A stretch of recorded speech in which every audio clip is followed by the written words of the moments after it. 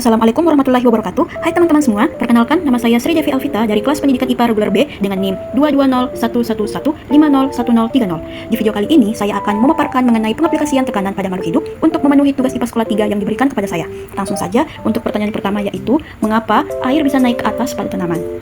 Jadi, air dapat naik ke atas pada tanaman melalui kombinasi proses transpirasi dan kapilaritas yang dipengaruhi oleh konsep tekanan. Saat air menguap dari daun melalui stomata atau pori-pori kecil pada permukaan daun, tekanan air di dalam daun akan berkurang. Penurunan tekanan ini menciptakan perbedaan tekanan dari akar ke daun yang menyebabkan air di dalam xilem atau pembuluh pengangkut pada tanaman dapat bergerak ke atas untuk menggantikan air yang hilang. Proses ini melibatkan gaya adesi dan gaya kohesi, yaitu gaya tarik antara molekul air dengan dinding xilem dan antar molekul air itu sendiri, sehingga menghasilkan gaya kapilaritas yang membantu air bergerak melawan gravitasi.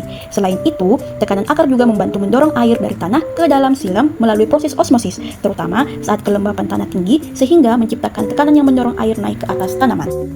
Pertanyaan kedua yaitu, bagaimana sistem peredaran darah dalam tubuh hingga menghasilkan pergantian oksigen atau O2 dan karbon dioksida atau CO2 berdasarkan konsep tekanan.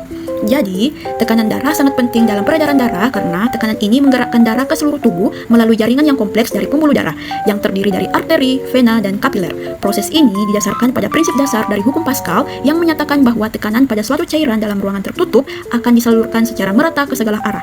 Dalam konteks sistem peredaran darah manusia, jantung berfungsi sebagai pompa yang menciptakan tekanan yang kemudian didistribusikan ke seluruh pembuluh darah. Saat jantung berkontraksi, maka tekanan akan meningkat dan darah dipompa dari ventrikel kiri ke dalam aorta. Tekanan ini akan mendorong darah dari pembuluh darah besar ke pembuluh darah yang kecil seperti arteri, arterior, hingga kapiler. Proses ini mengikuti prinsip hukum Pascal di mana tekanan yang diberikan oleh jantung akan merata di semua cabang pembuluh darah, sehingga memungkinkan aliran darah ke seluruh tubuh. Ketika darah mengalir ke kapiler, tekanan darah mulai menurun karena adanya hambatan dari dinding pembuluh darah dan luasnya permukaan kapiler. Di kapiler, tekanan cukup untuk membantu pertukaran gas, di mana oksigen atau O2 dari darah masuk ke sel-sel tubuh dan karbon dioksida atau CO2 sebagai produk sampingan metabolisme sel memasuki darah.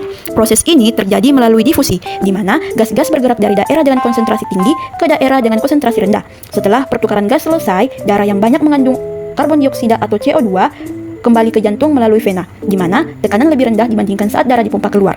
Setelah itu, darah yang kaya karbon dioksida atau CO2 dipompa ke paru-paru, di mana proses pertukaran gas kedua terjadi. Di paru-paru, karbon dioksida atau CO2 dikeluarkan dari darah dan oksigen atau O2 diambil dari udara yang dihirup. Tekanan dalam pembuluh darah paru-paru juga berperan dalam membantu pertukaran gas tersebut. Dengan tekanan yang lebih rendah di alveoli paru-paru memungkinkan oksigen atau O2 untuk masuk ke dalam darah. Dengan demikian, konsep tekanan menurut hukum Pascal berperan penting dalam mengatur aliran darah dan memungkinkan pertukaran gas oksigen atau O2 dan karbon dioksida atau CO2 yang efektif di seluruh tubuh. Sekian penjelasan saya, mohon maaf apabila terdapat kesalahan. Saya ucapkan banyak terima kasih dan sampai jumpa. Assalamualaikum warahmatullahi wabarakatuh.